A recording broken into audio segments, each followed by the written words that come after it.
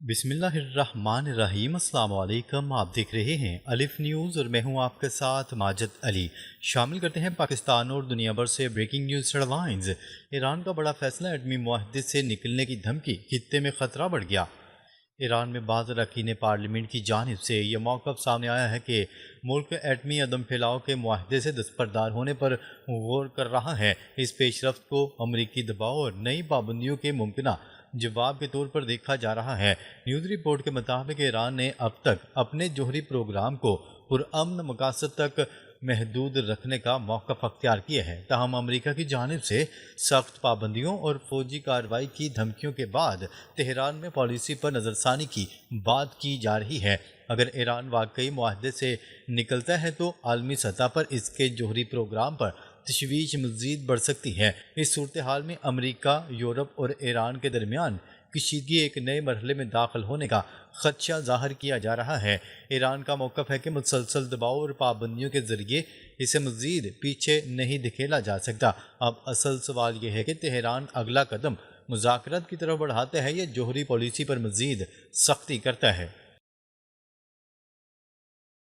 ایران کے پاس موجود یورینیم پر نئی بحث، ایٹمی صلاحیت کے دعووں نے دنیا کو چونکا دیا۔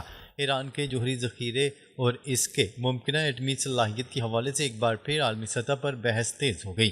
نیوز رپورٹ کے مطابق ایران کے پاس تقریباً 440 کلو گرام افزودہ یورینیم موجود ہے، تاہم اس کی اصل صورتحال کی آزادانہ تصدیق یہاں موجود نہیں۔ اسی بنیاد پر ایران کی ممکنہ ایٹمی صلاحیت کے بارے میں مختلف اندازے پیش کیے جا رہے ہیں۔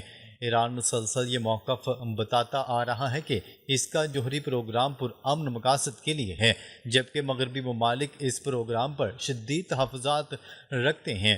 موجودہ صورتحال میں اس سے بڑا خدشہ یہی ہے کہ کشیدگی بڑھنے کی صورت میں ایران اپنی جوہری پالیسی مزید تبدیل کر سکتا ہے۔ دوسری جانب امریکہ کی طرف سے فوجی کارروائی اور مزید پابندیوں کی باتیں صورتحال کو مزید حساس بنا رہی ہیں۔ اگر سفارتی راستہ بند ہوتا ہے تو مشرق وسطیٰ میں ایک نئی خطرناک کشیدگی جنم لے سکتی ہے۔ ایران پر حملے کے بعد سخت گیر قوتیں مضبوط، تہران کی پالیسی میں بڑی تبدیلی کا امکان۔ ایران کے حوالے سے پیش کیے گئے تجزیے میں کہا گیا ہے کہ حالیہ جنگ اور شدید دباؤ کے بعد تہران میں سخت گیر سوچ مزید مضبوط ہوئی ہے۔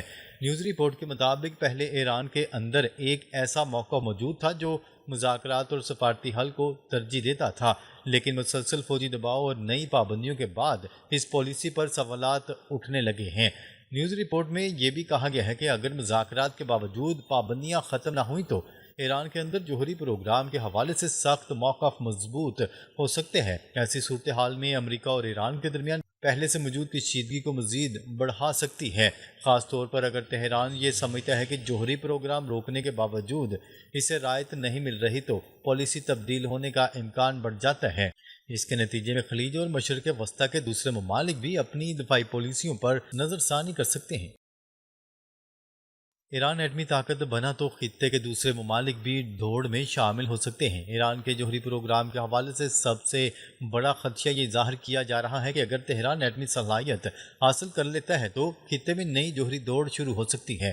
نیوز رپورٹ کے مطابق سعودی عرب سمیت دیگر ممالک کے ممکنہ رد عمل کا بھی ذکر کیا گیا ہے۔ سعودی قیادت کی جانب سے ماضی میں یہ موقف سامنے آ چکا ہے کہ اگر ایران ایٹمی طاقت بنتا ہے تو سعودی عربی اپنی سلامتی کے لیے ایسا قدم اٹھانے پر غور کر سکتا ہے۔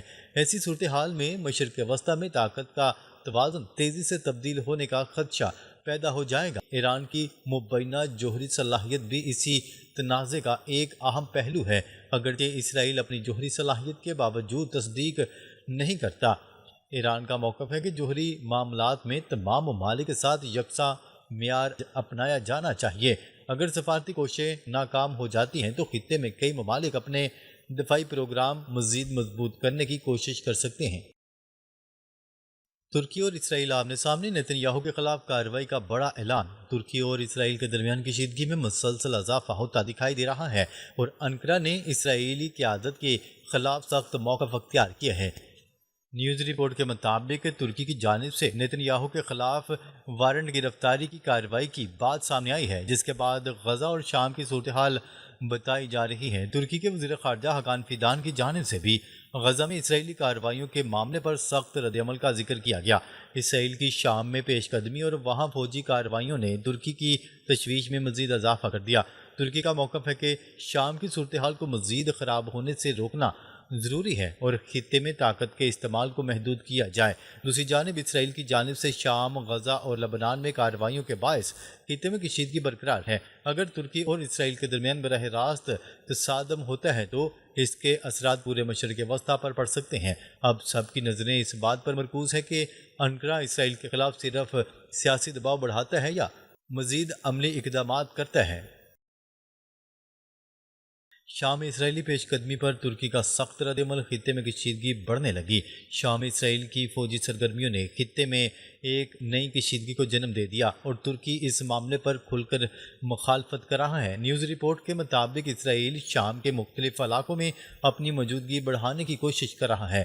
ترکی کا کہنا ہے کہ شام کی سرحدوں اور علاقے میں کسی بھی بڑی فوجی پیش قدمی کو نظر انداز نہیں کیا جا سکتا۔ اسی وجہ سے انقرہ اور تل ابیب کے درمیان پہلے سے موجود اختلافات مزید گہرے ہوتے جا رہے ہیں۔ ترکی کے صدر رجب طیب اردوان اور اسرائیلی وزیر اعظم نتنیاہو کے درمیان تعلقات میں بھی سخت کشیدگی کا ذکر کیا گیا ہے۔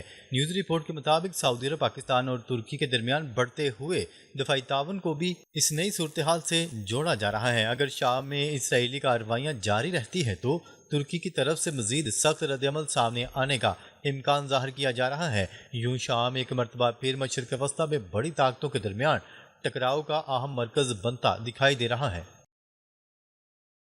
سعودی عرب، پاکستان اور ترکی کا اتحاد، اسرائیل کے خلاف نئی طاقت کا تاثر۔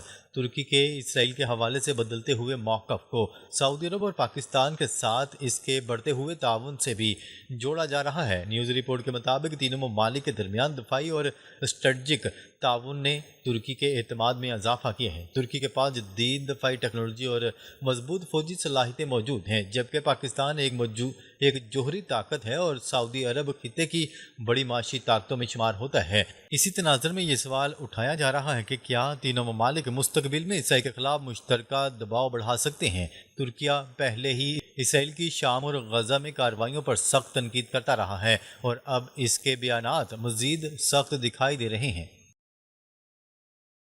روس کی جاپان کے قریب بڑی فوجی سرگرمی۔ روس نے جاپان کے قریب بحر الکاہل میں اپنی فوجی سرگرمیاں بڑھا دی ہیں اور ہزاروں فوجیوں کی نقل و حرکت بھی دکھائی دی گئی ہے۔ نیوز رپورٹ کے مطابق روسی فوج نے متنازع کوریل جزائر کے قریب میزائل مشقیں کی ہیں، جس سے جاپان میں تشویش پیدا ہو گئی۔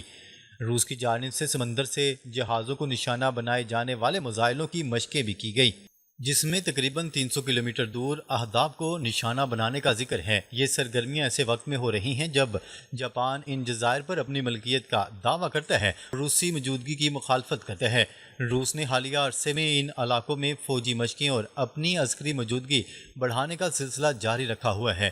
جاپان کی طرف سے ان سرگرمیوں پر احتجاج کیا گیا ہے، لیکن ماسکو اپنے موقف سے پیچھے ہٹنے کے آثار نہیں دکھا رہا۔ اس صورتحال نے بحر الکاہل میں روس اور جاپان کے درمیان پہلے سے موجود علاقائی تنازع کو مزید حساس بنا دیا ہے۔ اب سوال یہ ہے کہ روس کی بڑھتی ہوئی فوجی سرگرمیاں صرف طاقت کا مظاہرہ ہے یا آنے والے دنوں میں کوئی بڑا قدم اٹھایا جا سکتا ہے۔ روس کا میزائل تجربہ، جاپانی جنگی جہازوں کے لیے طاقت کا واضح پیغام۔ روس کے پیسیفک فلیٹ نے جاپان کے قریب سمندر سے جہازوں کو نشانہ بنانے والے میزائلوں کی مشقیں کی ہیں۔ رپورٹ کے مطابق میزائلوں نے تقریباً 300 کلومیٹر دور مختلف اہداف کو کامیابی سے نشانہ بنانے کی مشق کی۔ یہ مشقیں روس کی جانب سے جاپان کو اپنی سمندری اور میزائل صلاحیت کا واضح پیغام دینے کے طور پر پیش کیا جا رہا ہے۔ اس سے قبل روس نے اس علاقے میں بڑی فوجی مشقیں بھی کی ہیں، جن میں ہزاروں فوجیوں کے ساتھ جنگی طیارے، بحری جہاز اور آبدوزیں شامل تھیں۔ روس کے صدر ولادیمیر پوٹن کے متنازع جزائر کے دورے سے بھی جاپان کے ساتھ کشیدگی میں اضافہ ہوا ہے۔ جاپان ان جزائر پر اپنا حق ظاہر کرتا ہے، جبکہ روس وہاں اپنی موجودگی کو برقرار رکھے ہوئے ہے۔ اگر دونوں ممالک کے درمیان اس معاملے پر تصادم ہوتا ہے تو بحر الکاہل کا یہ علاقہ انتہائی حساس بن سکتا ہے۔ فی الحال روس کی سرگرمیاں جاپان کے لیے ایک سخت انتباہ ضرور سمجھی جا رہی ہیں، تاہم براہ راست جنگ کا امکان اس رپورٹ سے ثابت نہیں ہوتا۔ جاپان پر روس، چین اور شمالی کوریا کا دباؤ، بحر الکاہل میں نیا محاذ بننے کا خدشہ۔ بحر الکاہل میں روس کی بڑھتی ہوئی سرگرمیوں کے ساتھ چین اور شمالی کوریا بھی جاپان اور جنوبی کوریا کے لیے اہم سیکیورٹی چیلنج بنے ہوئے ہیں۔